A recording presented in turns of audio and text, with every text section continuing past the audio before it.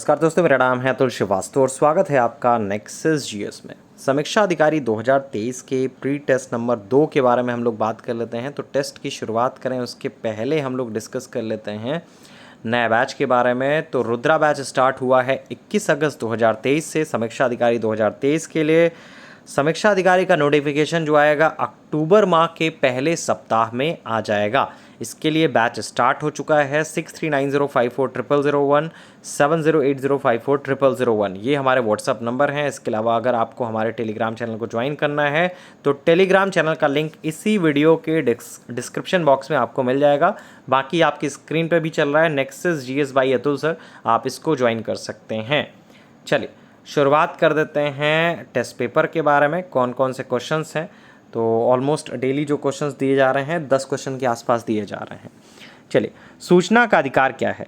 तो सूचना का अधिकार 4 ऑप्शन है, एक मूल अधिकार, एक विधिक अधिकार, ए बी दोनों, ना तो ए और ना ही बी। तो इसमें है क्या सही? इसमें मूल अधिकार और विधिक अधिकार दोनों होता है। सूचना का अधिकार अधिनियम आया था 2005 में और इसके अंतर्गत प्रत्येक नागरिक को यह विधिक अधिकार प्राप्त है कि वह सार्वजनिक संस्थानों से आवश्यक सूचना मांग सके और न मिलने पर अपील कर सके।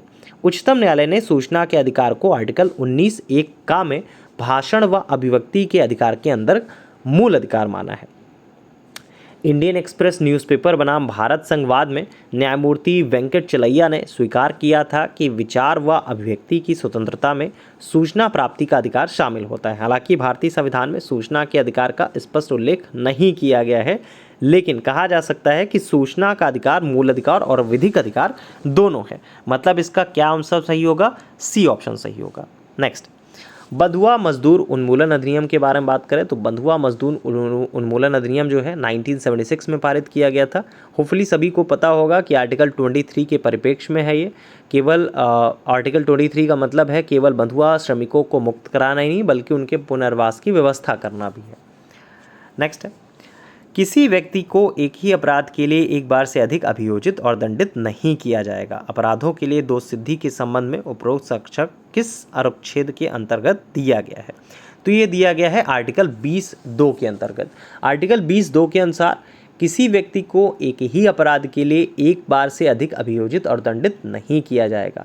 वहीं पर अगर हम लोग चारों ऑप्शन के बारे में बात करें तो आर्टिकल 19 जो है वाक स्वतंत्रता संबंधी अधिकार है।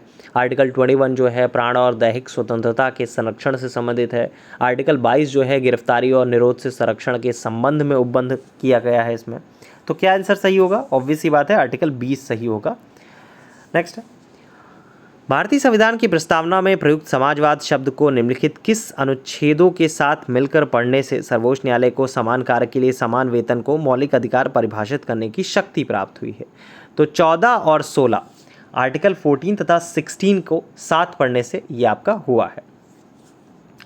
नेक्स्ट है, धार्मिक स्वतंत्रता के बारे में क्वेश्चन है। धार्मिक स्वतंत्रता के अधिकार के प्रावधान के अंतर्गत क्या क्या शामिल है? 4 ऑप्शन है। धर्म प्रचार करने का अधिकार, सिखों को कृपाण धारण करने और रखने का अधिकार। अभी रिसेंट टाइम में सिख जी का एक वीडियो वायरल हुआ था, कृपाण से ही संबंधित था और आपको पता होना चाहिए कि किस अधिकार के तहत वो सारी चीज़ें हुई। तो ये भी बहुत इम्पैक्ट डालता है कि क्या चीज़ करंट में चल रहा है और इससे क्या क्वेश्चन बन सकता है।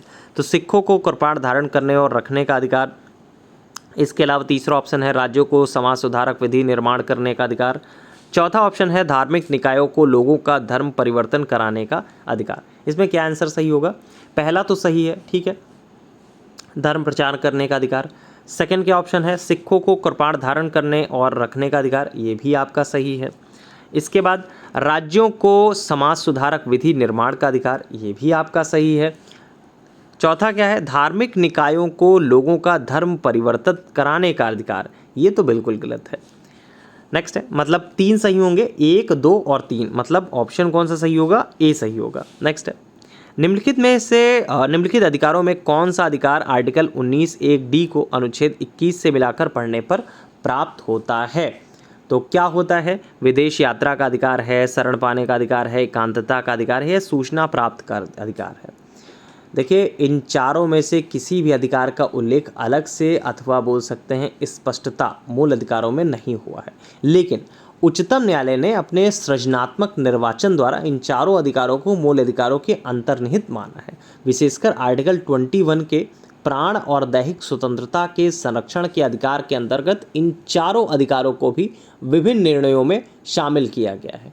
एक केस हुआ था मेनका गांधी बनाम भारत संघ का मामला। इसमें सर्वोच्च न्यायालय द्वारा यह अभिनिर्धारित किया गया कि संविधान के आर्टिकल 19(1)(d) ये भारत के राज्य क्षेत्र में जो सर्वत्र आबाद संरक्षण है उसका अधिकार होता है, मतलब कहीं भी जाने का अधिकार होता है, उसको आर्टिकल 21 मतलब प्राण और दैहिक स्वतंत्रता के संरक्षण से मिलाकर पढ़ने पर विदेश यात्रा का अधिकार प्राप्त होता है।